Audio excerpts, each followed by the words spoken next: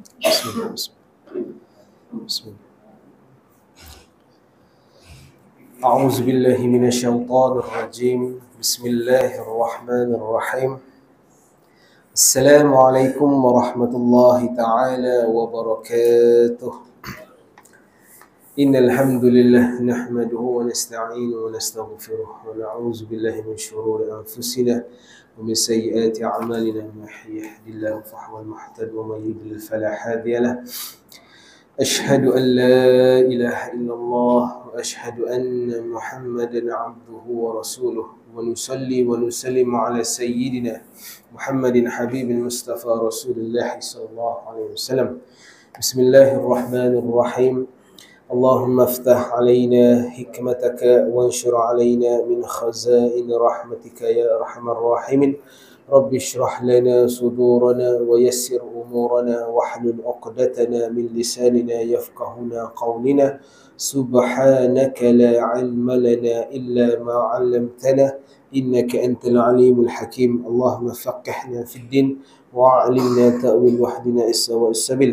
اللهم ارزقنا فهم النبي وحفظ المرسلين وإلحام الملائكة المقربين.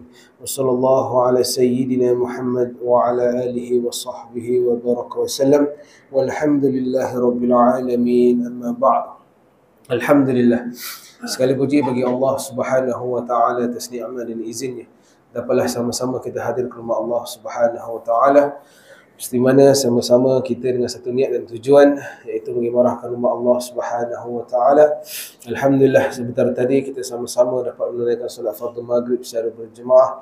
Kita duduk berzikir dan berdoa kepada Allah Subhanahu wa taala secara berjemaah. Mudah-mudahan Allah menerima amalan kita tadi, menerima dan juga mengkabulkan segala hajat dan doa kita tadi. Dan sama-sama kita doakan agar diri kita, ibu bapa kita, guru-guru kita, sahabat-sahabat kita, jajaran kita, ahli keluarga kita semua dijauhkan daripada azab kubur, dijauhkan daripada azab neraka Allah Subhanahu wa taala. Dan mudah-mudahan juga kita semua beroleh syurga Allah Subhanahu wa taala, dan juga sama-sama agar kita semua mendapat syafaat baginda Nabi Muhammad sallallahu alaihi wasallam. Amin ya rabbal alamin. Baik, insya-Allah bertemu lagi kita pada malam ini, masih lagi dalam kita membicarakan kitab Idaman Penuntut pada Menghuraikan Yang Kusut dalam ilmu fiqh, bahagian yang pertama. Alhamdulillah, kita masih lagi dalam bab kesucian ataupun bab bersuci. Yang lepas kita dah lihat ataupun kita dah bicarakan tentang mandi hadas ataupun mandi wajib. Kemudian kita masuk hari ini sedikit tentang sunat-sunat mandi wajib. Yang lepas dah amalkan dah mandi wajib. Alhamdulillah, bagus, comel dah. Orang perempuan selalu amal sebulan sekali dia. Kita lelaki tengoklah keadaan. Baik. Buka muka surat 13. Muka surat 13, apa yang di kitab boleh tengok, yang tak ada boleh kongsi-kongsi. Dalam tajuk sunat-sunat mandi hadas nombor 15. Okay. Sunat-sunat ni banyak. Bak mana kita kata sunat, maka ianya tak wajib.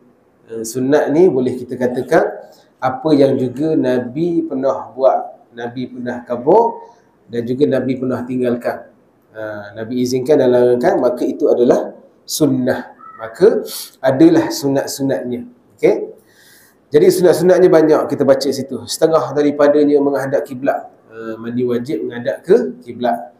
Dan ustaz kita pun tak tahu masuk bilik rumah orang ke hotel ke tak tahu kiblat mana, tak apa, hak ni sunat, tak wajib. Kemudian dia mengatakan membaca bismillahirrahmanirrahim.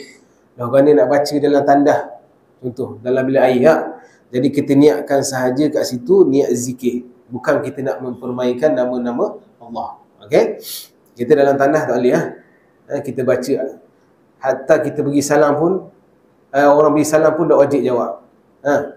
Assalamualaikum jemaah, kita dalam tandah pula Allah nak ajak. Jangan jawab pula Waalaikumsalam, ada dalam tandah ni. Makruh dah itu. Okey, kemudian membasuh dua tapak tangan, menggosok dengan tangan di mana tempat yang sampai pada seluruh badan dan juga anggota secara berturut-turut. Maksudnya membasuh dengan dua tapak tangan, kita gosok, gosok tangan kita. Mana yang kata kita anggota satu badan ni, maka basuhlah keseluruhannya secara berturut-turut. Kemudian memulai basuh daripada sebelah kanan. Sunnahnya basuh belah kanan, kemudian membasuh 3 kali dan juga lain-lainnya. Maksudnya macam ambil wuduk kita basuh 3 kali. Ambil belah kanan, mulakan dahulu. Kemudian basuhlah kepala ke 3 kali, tangan 3 kali kanan, lepas tu belah kiri pula. Kemudian tersebut dalam kitab Al-Iqna' Bujairimi yang pertama pada muka surat 201, ada pernah mengatakan orang yang berhadas harus mandi bertelanjang dalam tempat yang terlindung, dalam bilik air, atau di hadapan orang yang harus menengok auratnya, tetapi kalau memakai kain basahan adalah lebih afdal. Okey, maksud kat sini kalau hak moleknya kita janganlah telanjang pula. Okey, kat sini hukumnya harus ni bukannya harus digalakkan. Orang Melayu kita salah faham pula. Harus ni digalakkan, bukan. Maksud kat situ dibolehkan, dibenarkan, sebab dikhawatiri ada tempat-tempat yang tak masuk air. Tapi boleh je, kita biasa dah. Kalau biasa orang puang dia pakai kain batik, orang lelaki pakai kain pelikat, maksudnya dah ratakan air. Kemudian mana yang tempat yang kita ada berkain tu, lebihkan sedikit. Seelok-elok, selebih afdalnya adalah kita tutuplah bahagian yang penting ataupun aurat kita yang penting sahaja. Pada pendapat saya, jika mandi dalam bilik air bertelanjang lebih afdal kerana menjimatkan air, terutama jika tidak banyak dan juga senang hendak meratakan air ke seluruh badan. Macam kita khabar tadi. Jadi air taklah banyak guna. Nak kita khabar kalau Nabi punya mandi, Allah, boleh dikatakan sebotol air tu, yang besar tu. Kita bukan sebotol, setangki air. Setangki air surah kalau boleh habiskan. Duk puas usap mandi kalau biasa, betul dah. Lagilah orang puang. Macam-macam benda dia nak buat. Jadi kalau boleh kita menjimatkan air, jimatlah. Supaya taklah kira sampai kita membazir dan juga kita nak ikut sunnah, tiba-tiba terikut pula syaitan punya perangai. Contoh gitulah. Ataupun ada sunat-sunat yang lain boleh diamalkan. Kemudian tengok muka yang bawah dia, nombor 16. Hak tadi mandi wajib. Yang ni pula mandi sunat. Jadi mana-mana mandi yang selain daripada mandi wajib adalah mandi sunat. Macam kita khabar sebelum ni, mandi adalah satu sunnah. Sunnah. Okey? Jangan salah faham. Sunnah adalah apa yang Nabi buat, Nabi khabar, Nabi berdiam diri, min qaulin wa fi'lin. Okey? Sunat pula adalah dia jadi hukum. Maksudnya tinggal tak dapat dosa, buat dapat pahala. Wajib pula lain. Tinggal dapat dosa, buat dapat pahala. Jadi selain daripada mandi wajib, ialah mandi sunat. Jadi kalau kita nak hasiatkan, kita yang mandi pagi, mandi tengah hari, mandi yang sembahyang Jumaat ke benda ke, niat. Niat dalam hati, ya Allah, aku mengikut sunnah Nabi. Dapat pahala. Kalau tak sia-sia kita mandi 3 kali, 5 kali satu hari, tak niatkan sama-sama ikut sunnah Nabi, tak dapat dah sunnah tu. Apa pahala tak dapat. Okey, tengok mandi sunat pun banyak, iaitu mandi kerana hendak pergi sembahyang Jumaat. Ni bagi lelaki, digalak-galakkan. Masuk waktunya mulai dari lepas subuh hari itu berkekalan hingga ke tiada harapan lagi hendak mengerjakannya. Yang ini tidak jadi pergi Jumaat. Yang seeloknya, seafdalnya tak kala hampir hendak pergi. Jadi start daripada subuh sampailah waktu solat Jumaat tu, boleh kita mandi. Seelok-eloknya sebelum kita pergi tu mandi. Besar pahalanya. Yang B, mandi kerana menyambut hari raya Fitri dan juga hari raya Aidil Adha. Sama ada hendak pergi sembahyang di masjid ataupun tidak, masuk waktunya dari semenjak tengah malam itu hinggalah masuk matahari, yang seeloknya dilakukan lepas terbit fajar. Hak ni pun kita kena mengingat. Bagi yang kita ni yang pergi sembahyang hari raya ataupun kaum ibu, ada yang pergi, ada yang tak pergi, tak ada masalah. Jadi kita ambil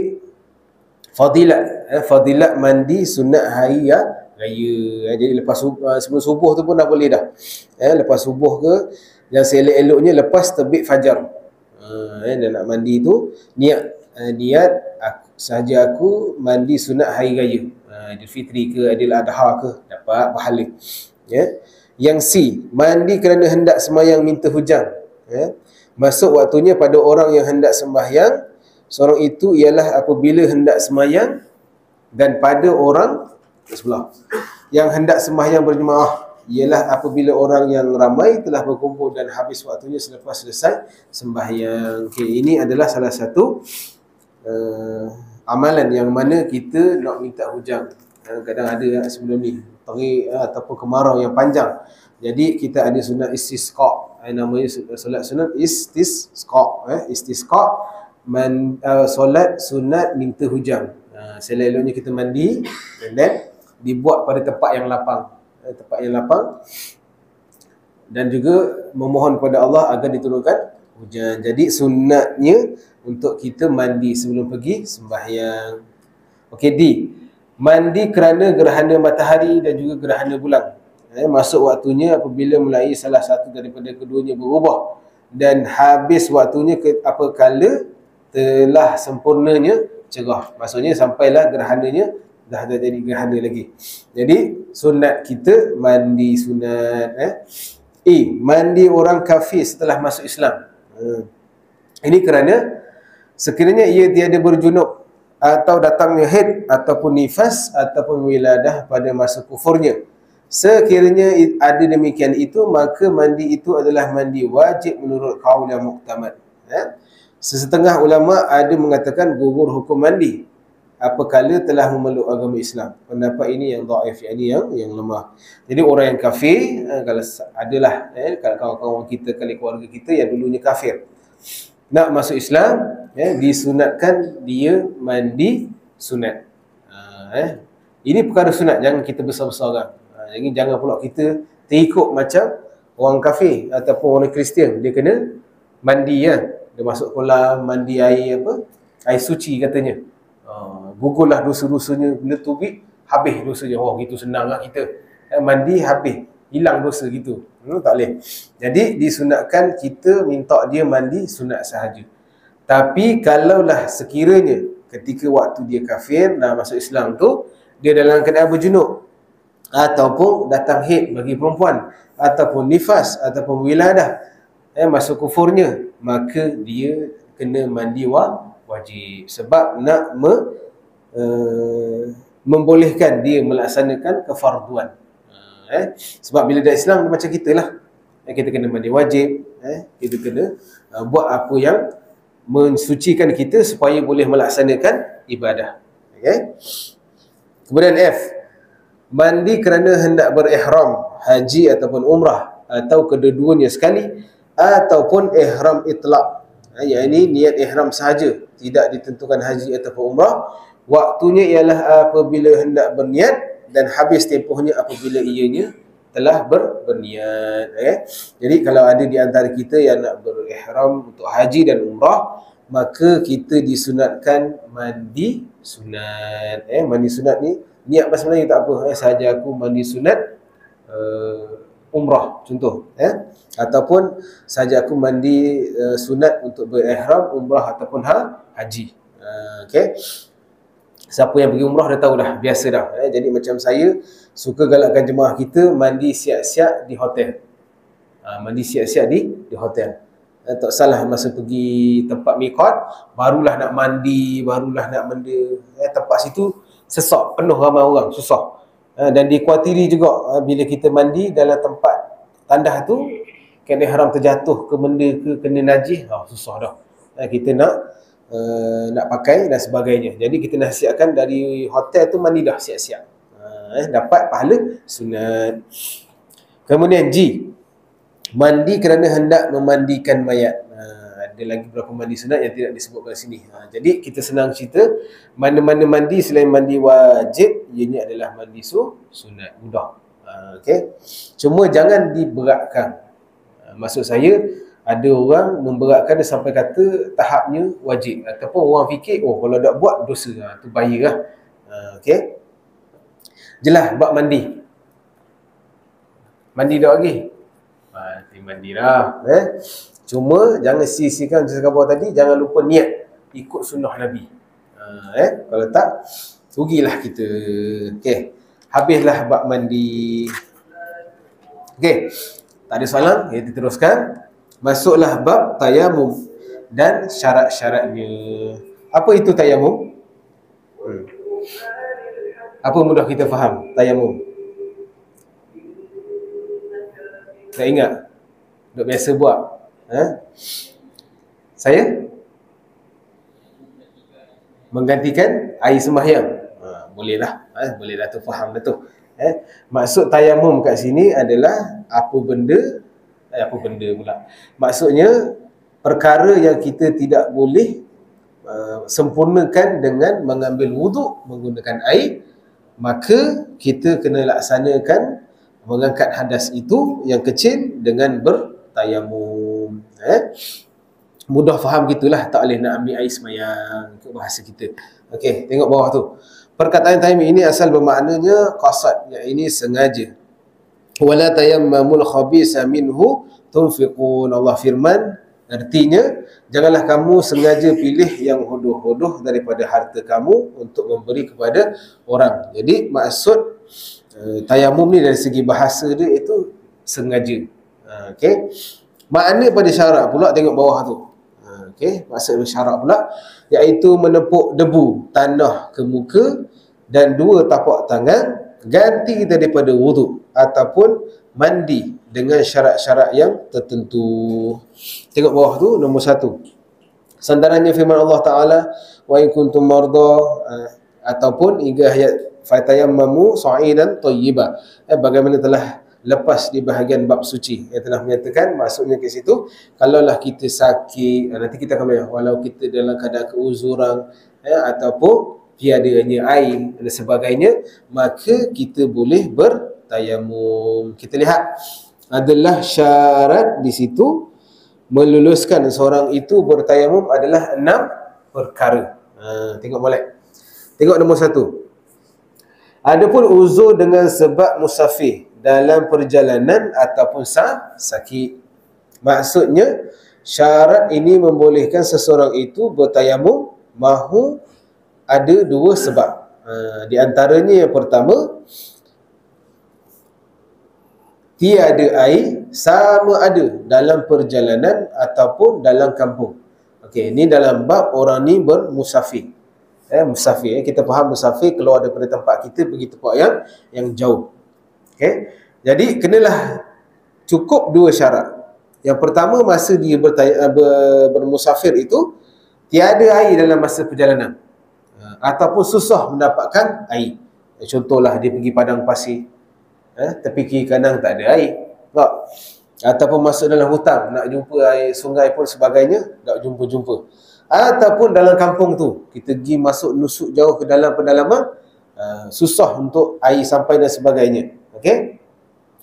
Disebut khas musafir kerana biasa dalam masa itu payah mendapatkan air.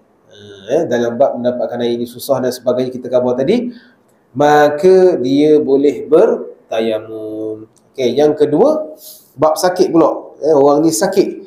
Sakit tidak boleh kena air bagaimana dinyatakan dalam syarat yang keempat. Nanti kita tengok yang keempat tu macam mana. Okey, jelas Kemudian yang kedua, masuk waktu sembahyang dengan yakin.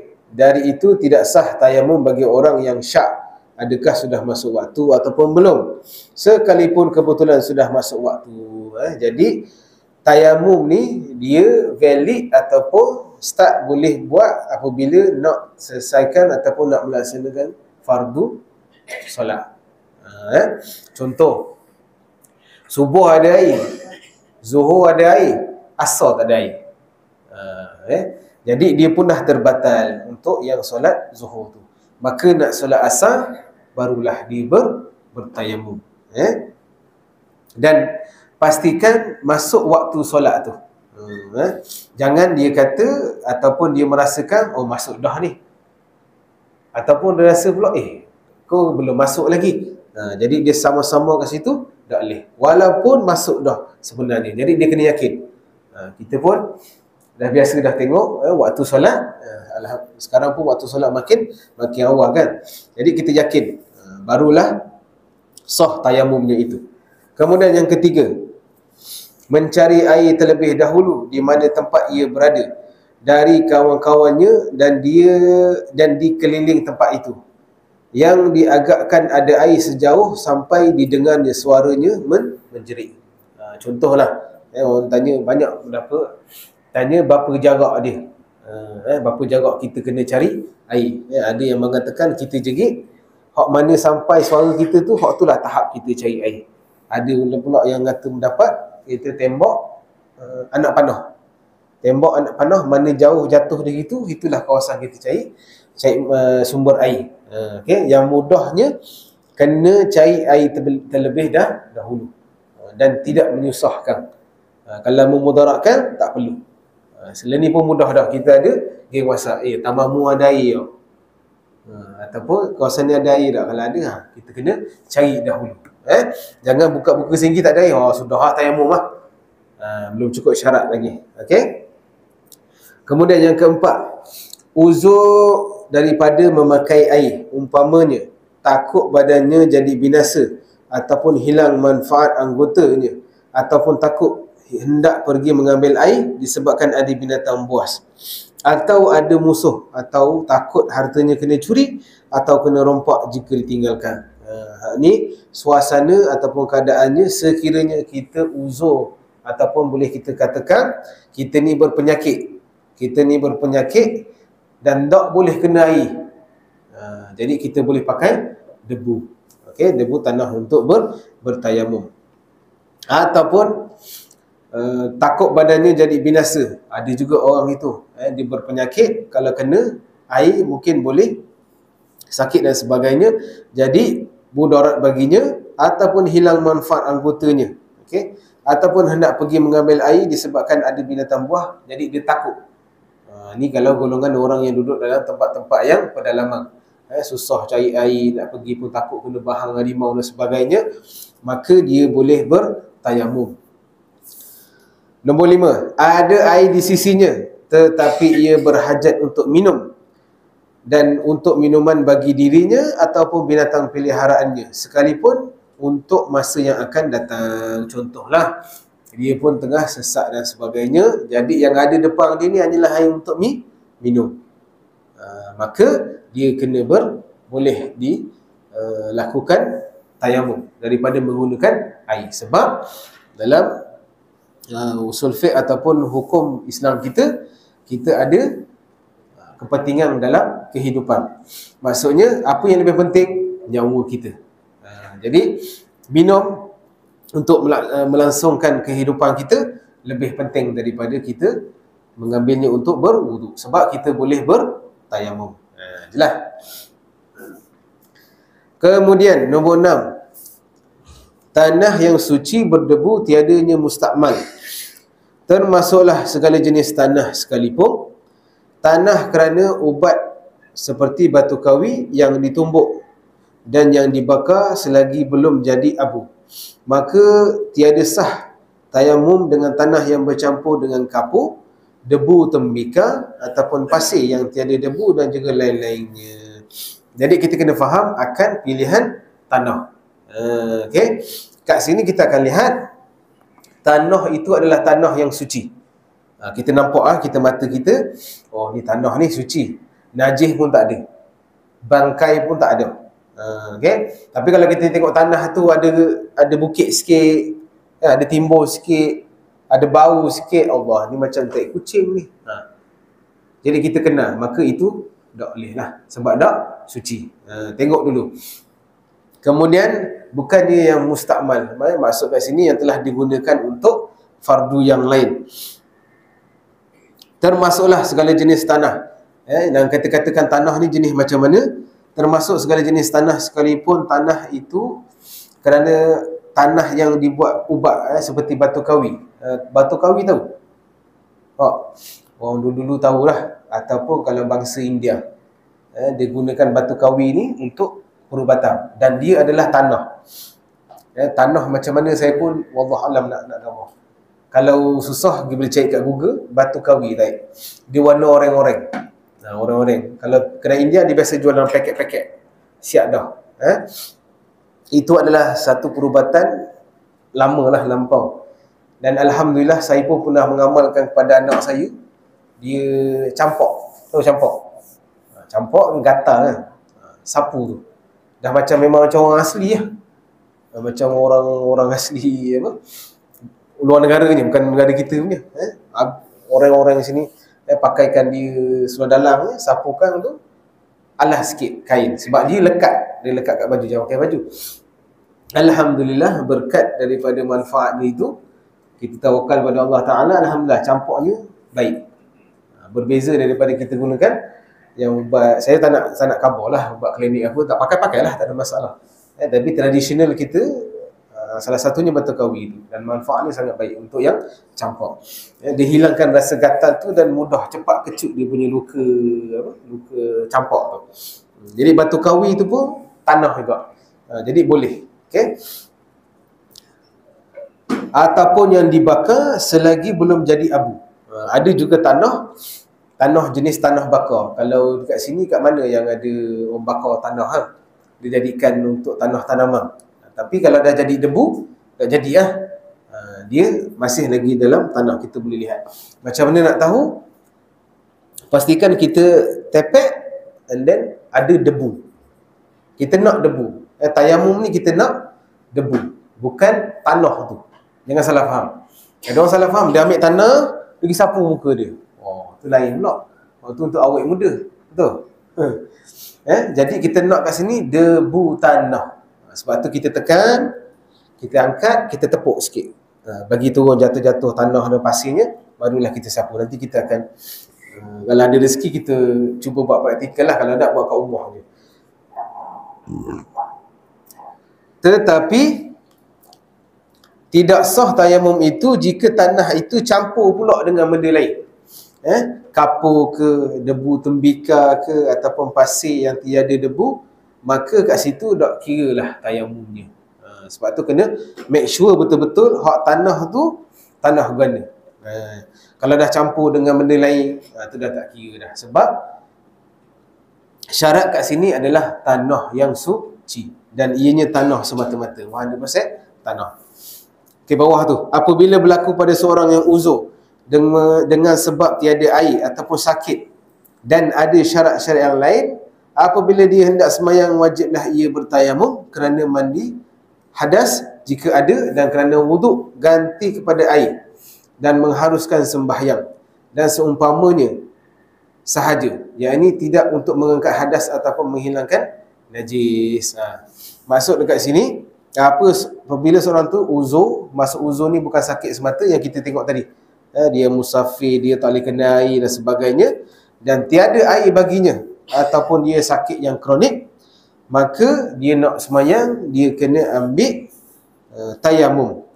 Kerana bertayamum, sekiranya dia bertayamum kerana mandi hadas jika ada, ataupun kerana wuduk, yang ini untuk menggantikan air, dan diharuskan dia sembahyang dan seumpamanya sahaja. Tidak termasuk dekat sini mengangkat hadas tu tersebut ataupun menghilang najis.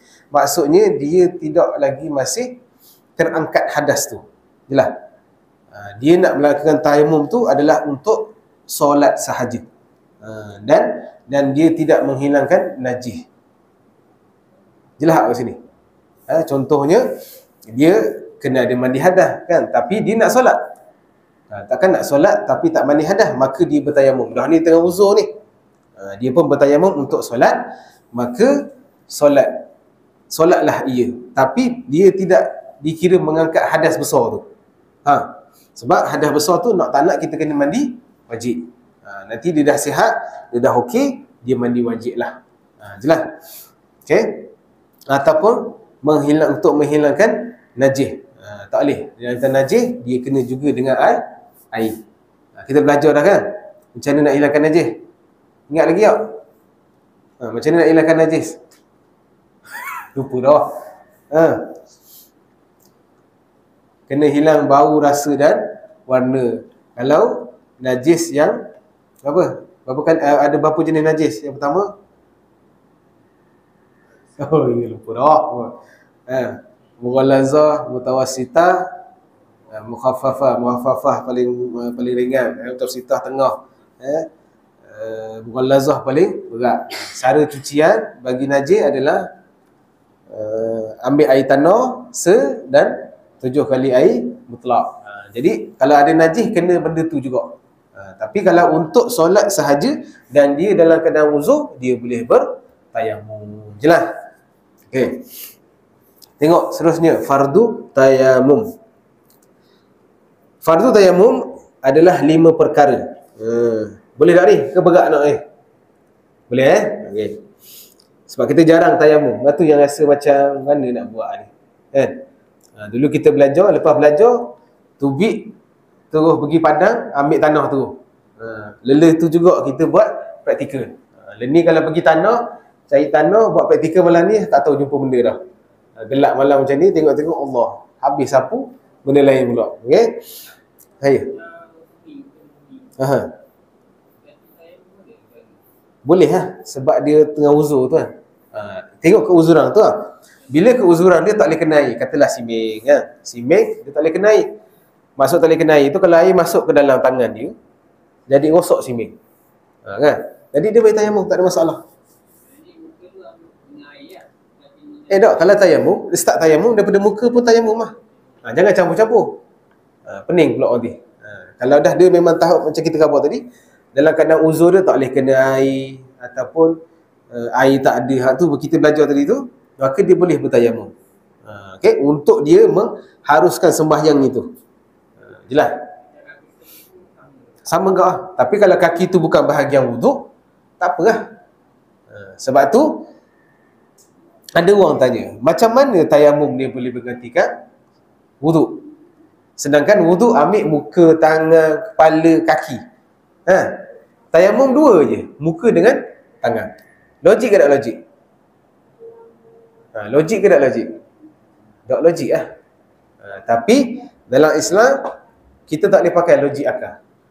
Sebab ini hukum Tuhan dan dia diajarkan kepada Nabi dan Nabi ajar kepada kita. Sebab nama pun keadaan yang tertentu sahaja, keuzuran sahaja untuk melaksanakan tayamum. Jadi 2 tu je. Nanti kita belajar anggotanya dan cara dia. Okey, pertama, niat mengharuskan sembahyang. Yang pertama, jadi kita nak mengharuskan, membolehkan kita sembahyang ataupun tawaf ataupun menyentuh mushaf, iaitu Al-Quran dan sebagainya. Okey, itu niatnya. Nawaitul tayammuma li istibahati fardis solah, ataupun bahasa Melayunya, sahaja aku bertayamum kerana mengharuskan fardu sembahyang. Kita kena niat gitu cara dia, untuk mengharuskan fardu sembahyang, untuk membolehkan kita fardu sembahyang. Bila dia niat demikian, bolehlah ia sembahyang untuk 1 fardu dan beberapa sunat sahaja. Ataupun bawah ni contoh, nawaitu tayammuma li istibahatis solah, saja aku bertayamum kena untuk mengharuskan sembahyang. Kalau sembahyang ni sunat. Kalau fardu kena solat lah, fardu solat. Bolehlah ia sembahyang sunat sahaja, tidak boleh sembahyang fardu. Nampak beza dia? Jadi maka 1 tayamum boleh buat 1 fardu ataupun beberapa sunat. Dalam 2-3 sunat bagi dah. Habis sunat dia terakhir tu, maka kalau nak solat seterusnya kena bertayamum lagi sekali. Kalau untuk solat fardu, dia kena sebut, boleh gariskan tu, fardus solah, perkataan fardu solah, sahaja aku untuk mengharuskan fardu solat sekian. Tapi kalau tak sebut fardu, maka solat saja, ia boleh untuk solat sunat ataupun untuk kita pegang Quran. Okay? Boleh sambung sikit ke? Macam ni nyamuk? Sat jamuk? Dah jamak tu kita dah jamak. So maknanya habis 1 jamak tu ataupun solat sunat sikit, bagilah. Dia memisahkan waktu. Misah waktu tu baru satu-satu. Tapi kalau kita macam musafir, nama pun dah musafir dah, kita guna jamak kan. Jadi untuk selesai satu jamak tu boleh. Okay. Boleh sambung sikit boleh ke? Sikit lagi habiskan sampai bawah tu. Khutbah Jumaat hukumnya macam sembahyang fardu, ataupun untuk berkhutbah satu tayamum ataupun untuk satu sembahyang. Jumaat saya satu tayamum lagi. Maksudnya khutbah tayamum Okey, yang kedua. Laju sikit. Memindahkan tanah ke tapak tangan dengan ditepukkan kedua-duanya kepada tanah yang berdebu 2 kali tepuk. Ni caranya. Kita tekuk, angkat, pergi tempat lain dulu. Sebab kita tak nak tanah tu jadi tanah mustakmal. Okey. Kita tekan, tepuk, alih sikit badan kita supaya tak kena tempat yang jadi mustakmal, maka baru sapu. Okey. Jadi kita habiskan ni dulu. Kejap, bentar. Okey, dah tepuk 2 kali, sekali untuk muka dan sekali untuk tangan. Maksudnya ada perbuatan memindah. Pukul ataupun tepuk tidak mesti. Maksudnya taklah sampai tepuk betul-betul cara macam mana ke? Tak ada lah. Janji ada yang kat situ debu. Dari itulah sekiranya ditahankan tapak tangan kepada angin yang bertiup membawa debu, dan lekat debu itu pada tapak tangan saja mencukupi dan memadai. Contohlah kita tengah angkat, angin pun tolak. Jadi cukuplah memadai apa yang ada dekat tapak tangan. Jadi caranya macam mana? Okey. Sambung sikit tu. Dan lagi tidak mesti 2 kali tepuk, kerana kiranya tidak rata dengan 2 kali, kenalah dia tambah dengan beberapa kali. Kalau tengok, kalau macam dok memadai, maka tambahlah sikit. Okey. Sekali untuk muka, boleh gaya kat situ, sekali untuk muka dan sekali untuk tangan. Maksudnya tekan, angkat, alih sikit, tepuk, satu untuk muka, sama. Dia macam wuduk dengan air juga. Kita start daripada atas ni pun. Sapu, ratakan tempat-tempat mana yang kata tempat wuduk, tidak ada yang terlepas. Sampai ni lepas. Okey. Maka tepuk lagi sekali. Tepuk lagi sekali pula, tekap lagi sekali. Alih sikit, tepuk. Start daripada tapak tangan atas ni, tak boleh lepas. Sapu, pusing. Maaf, jangan lepas ni. Ni kena masuk belakang pula. Pusing, barulah lepas. Kalau terlepas kat sini, buat baru. Okey. Jadi balik rumah nanti, ambil bedak, ada bedak. Bedak anak tu ada kan. Tahu sikit abang buat benda ni bang. Sabar, kita nak praktikal ni, baru belajar tayamum kata. Dah bedak saya tu, tak apa, pinjam sikit. Waktu tu bedak sejuk. Allah. Lagi lain pula. Ambil, tekuk. Yang lupa kita niat sahaja aku. Sahaja aku apa tadi? Sahaja aku bertayamum untuk mengharuskan fardu solat. Okey. Jadi kena ingat niat tu, tekuk dulu, alih sikit, tepuk. Start letak dekat kepala ni, baru niat dalam hati. Niat dalam hati, sahaja aku bertayamum untuk mengharuskan fardu solat. Maka kita pun sapu. Jangan lepas. Jangan kita angkat. Sapu. Dah confirm betul kita puas hati memadai dengan satu sapuan sampai ke dagu ni, lepas. Okey. Kemudian ambil lagi sekali. Tak payah niat lagi lah, kita masih lagi berniat. Okey. Tepuk sikit. Letak daripada tangan atas. Sapu. Ni tutup sikit sebab cukupkan satu tangan kita. Ni sampai sini, stop, jangan lepas. Ambil tangan kanan pula, masuk sini. Macam silat lah kita gitu. Okay. Masuk sini. Ni pegang sikit, tekuk sini, lebihkan sikit. Sampai sini, lepas. Boleh praktikkan nanti.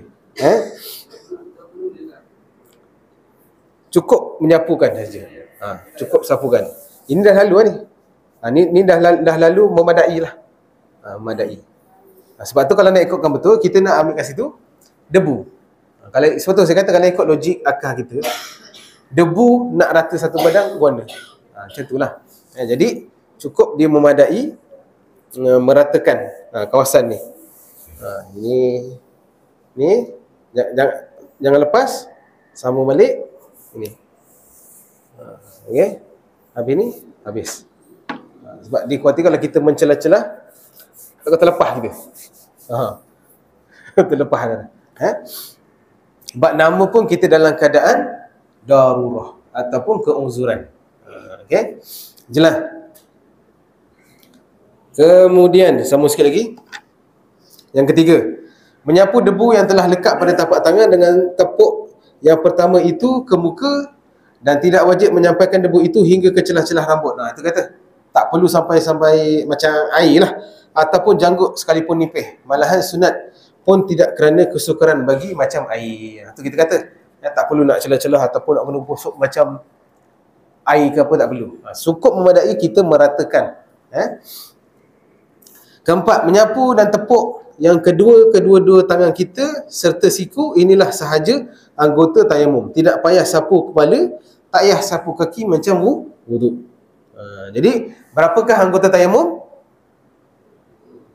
3. 2. Muka dengan tangan kiri dan kanan. Jangan pula sampai ke kepala, sedap pula tayamum ni, basuh kaki, tak perlu. Okay? Yang kelima, tertib, iaitu wajib sapu muka dahulu, kemudian baru sapu kedua tangan. Sama ada tayamum kerana hadas kecil ataupun hadas besar, ataupun kerana mandi sunat ataupun lainnya. Jelas. Jadi berapa rukun tayamum? Ada 4 ke 5? Pening dah balik.